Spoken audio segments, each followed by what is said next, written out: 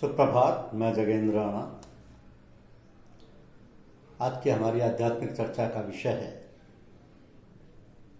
सुख किसमें है। सुख किसमें है। देखिए, हर शख्स को, चाहे वो कोई हैसियत क्यों ना रखता हो, सुख की तलाश है।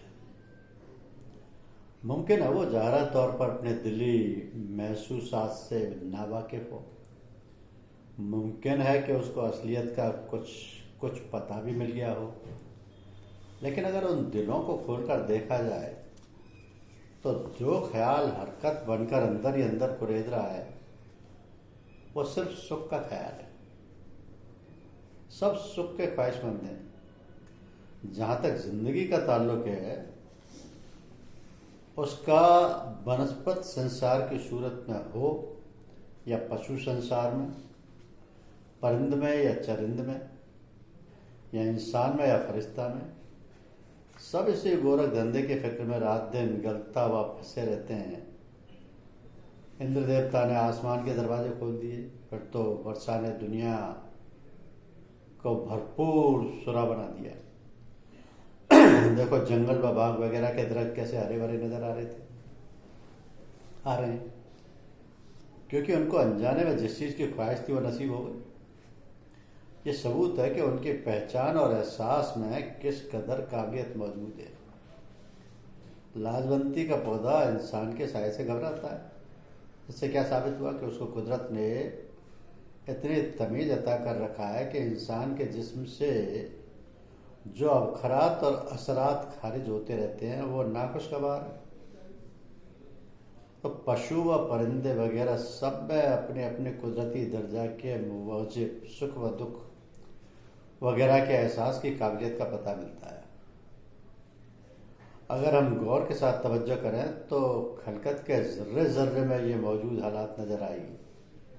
ये दुनिया का एक तिलिस्म भी महज उसी सुख की तलाश में है, उसी सुख की तलाश में है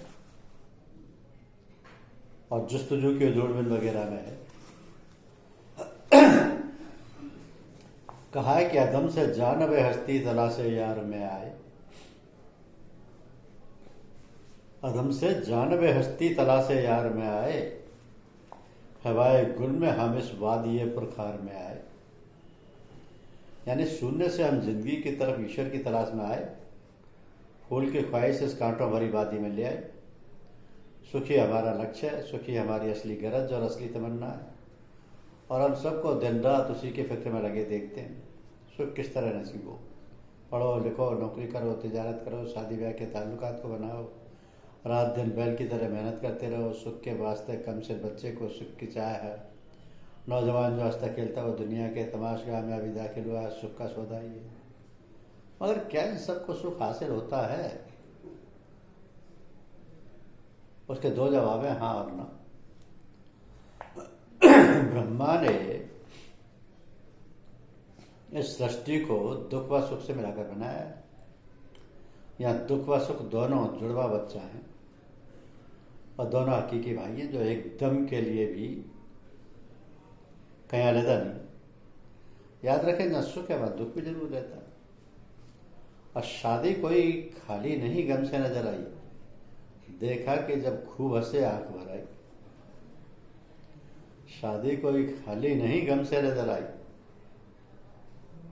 देखा कि जब खूब हंसे आंख भर आई। इसी तरह जहां दुख है वहां उसके पसे पुष्ट सुख भी, कि दानिश हर मिखा अखीर खदास्त। दानिश हर मिखा अखीर खदास्त, मर्द अखीर बीन मुबारक बंदास्त। हंस हंस कंत न पाइया, जिन पाया तिन रोए।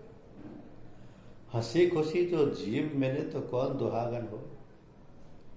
इसलिए जिंदगी के दौड़ धूप में सुख के चाहने वालों को सुख जरूर मिलता है, इससे कौन इनकार कर सकता है। दिन भर शक्तियों को झेलने वाला बाबू अपनी खूबसूरत व फरिश्ता सीरत बीवी की गुलामी मुस्कुराहट को गमगनत करने का सामान पाता है। आफत ज़दे गर्म व सर्द आजमूहत। परदेसी जब घर की तरफ वापस आता है उसके दामन से लिपटने वाले बच्चे अपनी तोतली बातों और भोले वाले इशारों में उसकी मुसीबत को मुआवजा देने के लिए तैयार रहते हैं। तो हर मेहनत की मजदूरी दी जाती है। ये नेचर इस कदर दूरदर्शी और तमीज़दार प्रबंधक है कि लम्हा लम्हा यानी हर क्षण नामुल व दल और मुआवजे के असूल को मद्देनजर रखकर हर शख्स उसकी सेवा यानी खिदमत और उसके हौसला और तमन्ना वगैरह के माफिक इनाम अदा करने के लिए मुस्तैद रहता है। कहा है कि राम जरो के बैठ के सबका मुजरा ले, जैसी जिसकी चाकरी तैसी ताकुजे।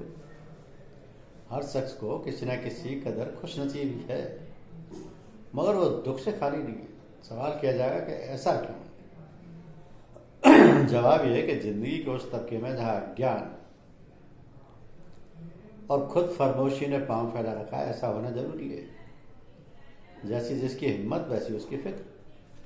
तो जो कुछ कहा गया है कि दुनिया के सुखों के निस्बत कहा गया है, ये सच है कि दुनिया में राहत और सुरूर वगैरह हैं, वो नसीब जरूर होते हैं, मगर वो क्षणभंग और नापायदार हैं, क्योंकि दुनिया खुद आरजी व नापायदार है। उनके हासिल करने में दुख है, मगर सबसे ताज्जुब की बात यह है कि उनको ना मिलने में दुख है। कोई शख्स ये नहीं कह सकता कि वह दुनिया के सुख को अपनी ख्वाहिश के माफिक भोग सकता है। दुनिया के सुख के समान सुख के सामान की अजीब व गरीब हालत है।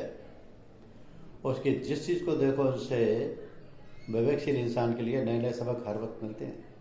मसलन एक शख्स है जिसने अपनी ज़िंदगी का मकसद रुपया कमाना समझ रखा है। रुपये में ही उसको सुख है और रुपया ही उसकी निगाह में सब कुछ है। और रुपये के ख्याल से वाणिज्य वगैरह व्यापार वगैरह करता है।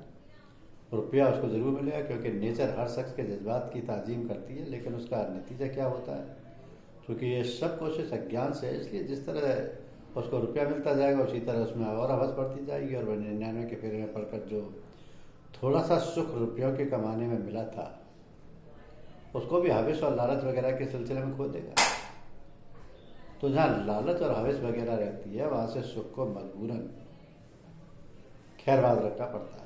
किसी लालची या हविस को सुखी न देखा होगा। तुम्हारा सेह हर फिरत तरफे तहियारा नियत मुर्तमा वही। लालच के 3 शब्द हैं और तीनों खाली। इस प्रकार लालची की यकसुई की हालत नहीं होती। जब रुपया आ गया तब उससे वो बहरावर नहीं हो सकता। गलती से रुपये के सुख से भी हाथ दे बैठे। अब ये फिक्र पैदा हो गई कि कोई शख्स उससे उसकी दौलत छीन ना ले। मजबूत मकान बनवाया गया, लोहे का बक्स मोल लिया गया, खजाने की रखवाली के लिए नौकर चाकर रखे गए। हाकिम वक्त की जावेजा खुशामद करना फर्ज बन गया। अफसोस दोगुना रंज वजाब अस्त जाने मजनूरा बलाए सोबत लैला व फरकते लेला। तो मजनू की जान को 2 दुख हैं, लैला का पास होना और लैला का दूर होना। तो जहाँ ज्ञान का पर्दा पड़ा हुआ है, वहाँ सुख की गलत समझ हुआ करती है। दुनिया हमेशा तो साथ रहेगी, फिर क्यों असलियत की तरफ तवज्जो नहीं की जाती? जबकि दुनिया के तमाम सुख के सामान खाली हैं। फिर क्या ये मुनासिब मालूम नहीं होता कि तुम अपने दिल के पर्दों में घुसकर थोड़ी देर के लिए गौर करो कि असली सुख कहाँ और फिर किस में और किस जगह? असली सुख आप है। तमाम दुनिया तेरे अक्स से प्रतिबिंबित हो रही है। जो कुछ करिश्मा बाहर नजर आ रहा है, ये सब आत्मा का है। आत्मा ने ही इसको बनवाया है, आत्मा ने ही उसको हस्ती का जामा पहनाया है। मगर तू भूल गया, आत्मा की असलियत का ख्याल जाता रहा और नादानी के जाल में हर तरह से फंसा हुआ जीव गलती से सायों में रोशनी, अंधेरे में आवे हयात यानी अमृत जल और मौत में जिंदगी तलाश कर रहा है। इस नादानी का भी कहाँ ठिकाना है? जड़ प्रकृति बेजान है, जिसमें सुख नाम को भी नहीं। इंसान ने अपने आप को उनका मोहताज बना रखा है। हर शख्स इस बात को जानता है कि मादा बेहरकत है, बेजान है, फिर उसमें जिंदगी और सुख कहाँ से आया? ये जिंदगी और सुख वगैरह हमने अपने आप उसको दे रखा है। तुम शायद कहोगे ये गलत है, अगर इसमें सुख होता तो हम दूसरों में क्यों तलाश करते? अज्ञान के बस में आकर आदमी क्या नहीं कर सकता? तो आदमी दिन के 24 घंटों में 3 हालातों से गुजरता है: जागृत, स्वप्न और सुषुप्ति। जब आँख खुली होती है और दुनिया के व्यवहार किया जाता है तो उसको जागृत या बेदारी कहते हैं। आँख बंद होने पर जब वो सोता और तरह तरह के ख्वाब देखता है तो उसको स्वप्न या नींद कहते हैं। जब गहरी नींद में मस्त हो जाए और ख्वाब ना दिखाई दे तो उसको सुषुप्ति बोलते हैं। तो 3 हालातों में जो हर शख्स में आम है, गौर करने से अच्छी तरह पता लगता है कि सुख किसमें और कहाँ है। यानी हालत बेदारी या हालत जागृत में हम दुनियावी सुख इंद्रियों के जरिए से भोगते हैं। रूह की धार इंद्रियों को गतिशील रखती है और वह उसके औजार बनकर काम करती है। तो उनकी हैसियत बिल्कुल वैसे है जैसे ठीक कारीगरों के औजारों की होती है। पर धार कहीं से आकर हमारे रग व रेशों को जिंदा रखती है और इस वजह से हम काम करते हैं। अगर किसी शख्स को एतबार ना हो तो हाथ या अपनी अंगुली के किसी हिस्से को सूत से बांध कर देख ले, जहाँ धार के आने में रुकावट पैदा हुई, बंधा हुआ हिस्सा शून्य पड़ जाएगा और ताकत से महरूम हो जाएगा।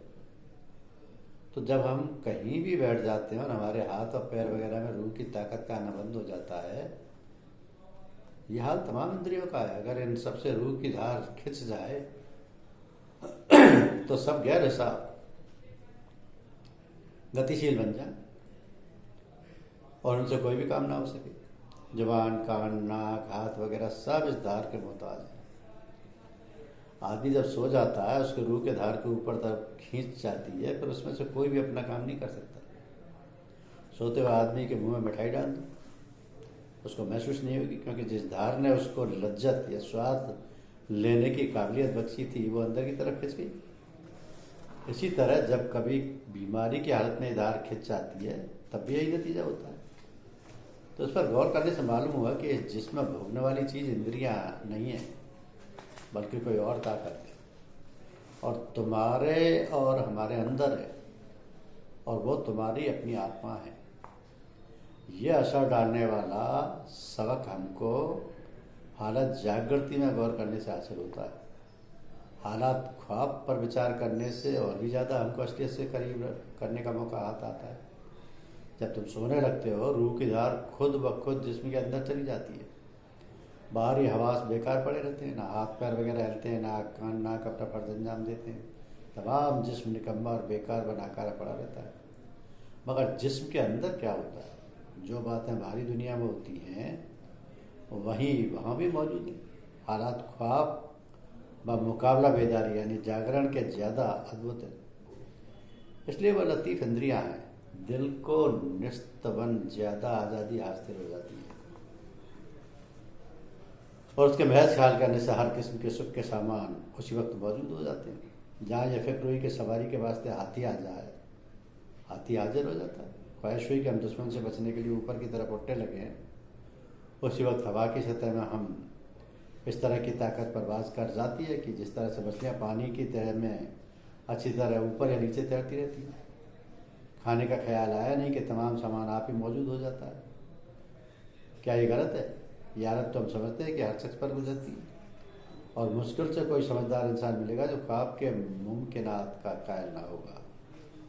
उससे फिर ये नतीजा समझ में आता है कि सुखों को पैदा करने वाली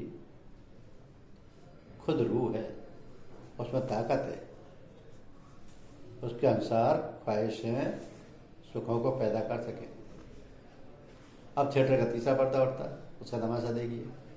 तीसरी हालत सुसुप्ति है, जिसको हमने गहरी नींद का खिताब दिया है। तो जब हम तुम उस खास हालत में होते हैं तो इंद्रियों के ताल्लुकात बिल्कुल ख़त्म हो जाते हैं।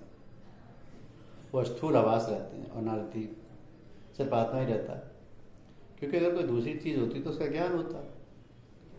बृहदारण्यक उपनिषद में कहा है कि जहाँ दो होते हैं वह एक दूसरे की सुनता, एक दूसरे को छूता है, एक दूसरे को जानता है, एक दूसरे को देखता है। और जहाँ एक ही है वो किस तरह किसी दूसरे को सुने वगैरह वगैरह। तो सुसुप्ति में तुम्हारा अपना आत्मा ही रह जाता है और वह अपने आप सुख महसूस करता है। कौन नादान इंसान है जिसको सुसुप्ति के सुख का इल्म नहीं है। औरत, मर्द, लड़के, बच्चे, खजाना, महफिल, नाच, रंग, खाना पीना वगैरह सब मौजूद है, मगर इंसान कहता है कि भाई जी नहीं लगता, कहो तो ज़रा नींद लें। ये क्यों? इसलिए कि निस्तबन उसमें सबसे ज़्यादा दुख है। अगर ज़्यादा सुख ना होगा तो कभी भी सबको छोड़कर ऐसी हालत में जाने की ख्वाहिश ना होती। तो उससे बढ़कर और क्या सबूत चाहते हैं? मगर मुमकिन है लोग कहें कि क्या सोने वाला सुख के मुताल्लिक खुद गवाही देता है? हम कहते हैं कि हाँ, आदमी जब सोकर उठता है तो कहता है कि आहा कैसी अच्छी नींद आई। ये सबूत है कि उसको सुख नसीब हुआ था। मगर वो क्या चीज़ थी जिससे उसको खुशी नसीब हुई? ना दुनिया थी, ना दुनिया के साथ सामान वगैरह, ऐशो आराम की कोई चीज़ मौजूद नहीं थी, मगर सुख हासिल हुआ। ऐसे ये बात साबित हुआ कि जिसने सुख मिला वो कोई चीज़ तुमसे मुख्तलिफ नहीं, तुम्हारा आत्मा ही सुख स्वरूप है और सब कुछ उसी में है।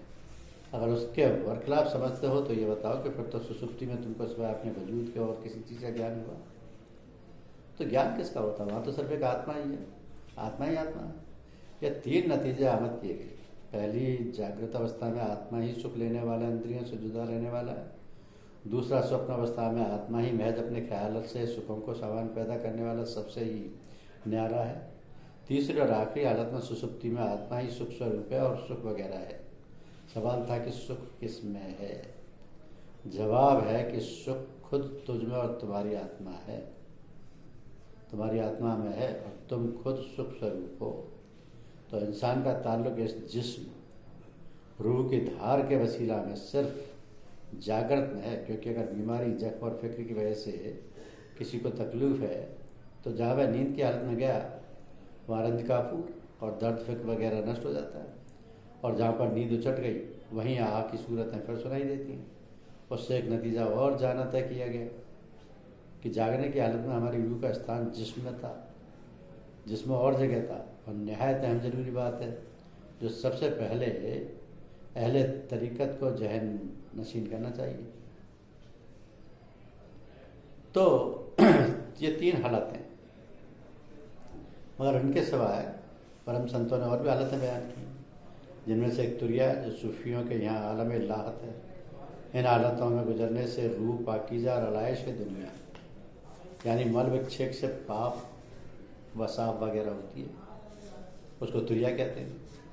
और ज्ञानियों का चौथा पद यहाँ से शुरू होता है कि अगर किसी में जीते जी ऐसी हालत आ जाए कि वो बाख्तियार खुद जहाँ भी चाहे रूहानी हालत में अपने जिस्म के अंदर पैदा करे, तो उसको जो सुख नसीब होगा उसका अंदाज़ा दुनिया के किसी सुख से नहीं किया जा सकता।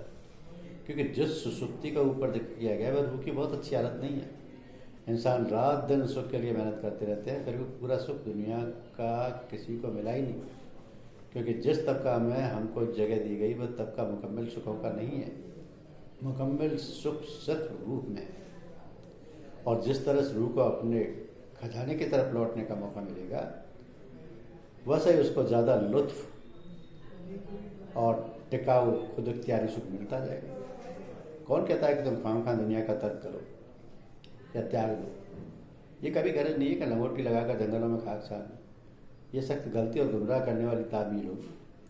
मगर उसके साथ क्या ये नादानी ना होगी कि तुम सारी उम्र इसी खेलकूद वगैरह में सर्फ कर देते हो और अपनी असलियत की तलाश और जस्तजू के लिए जरा भी वक्त नहीं निकालते। तो जहाँ दिन के 16 घंटे दुनिया के काम के लिए नियत है, वहाँ 1-2 घंटा इस काम के लिए भी सर्फ करो, ताकि दुनिया में इस तरह रह सको कि जिस तरह पानी में कमल रहता है, मगर पानी उसके पत्तों को नम नहीं कर सकता। इस किस्म की ज़िंदगी से तुम अपने को और दुनिया को भी अच्छी तरह से भोग सकोगे और साथ ही साथ रूह के सुखों से नावाकिफ ना रहोगे। और जब यहाँ से कूच करने का वक्त आएगा तो हंसते खेलते कूदते यहाँ से चल दो। एक शख्स है जो इस तरह दुनिया का काम करता है कि तमाम ज़िंदगी दुनिया के काम में ही सर्फ कर दी और मौत सर पर सवार हो गई। ना दुनिया का ही सुख मिला, ना अपनी जात का इल्म नसीब हुआ। एक दूसरा शख्स है जो इस तरह दुनिया का काम करता है जैसे मामूली दुनियादार हो, मगर दिल बाजार व दस्तबकार, प्रीतम दिल में और हाथ काम में। तो मसले का पाबंद था, दुनिया की असलियत जानता था और साथ ही अपनी जात का इल्म भी रखता था और निज भंडार में पहुंचने का ख्वाहिशमंद था। कहो इन दोनों में कौन अच्छा? इंसान की जात, इंसान की रूह, इंसान की आत्मा तमाम ताकतों का खजाना है, मगर गलती से कोई इस तरफ रुजू नहीं होता। इंद्रियों के भोग विलास में नाहक उम्रें जाया हो जाती हैं। प्रकृति के गिलाफों में के फंसे रहकर आज़ादी की हविश करना बेहुदा हरकत है। आज़ादी प्रकृति में नहीं, आत्मा में है। प्रकृति मौत है, आत्मा जिंदगी है। नूर और प्रकाश वगैरह को छोड़कर लोग छाया के पीछे दौड़ते हैं। साया भूत बनकर उनको मार देता है और रोते चिल्लाते वगैरह है, मगर फिर सुनो कौन? करदा स्वे सामदा पेश, जो कुछ करोगे सामने आएगा। इसलिए अपने सच्चे सुखों की मुतलाशियों को अगर सचमुच असली सुख की ख्वाहिश है तो अपने अंदर घुसने की फिक्र करो, अपनी आत्मा में ही असली सुख तलाश करो, रूह की मुकामात का इल्म हासिल करो, सालिक बनो, फिर तुम सुखी बन जाओ।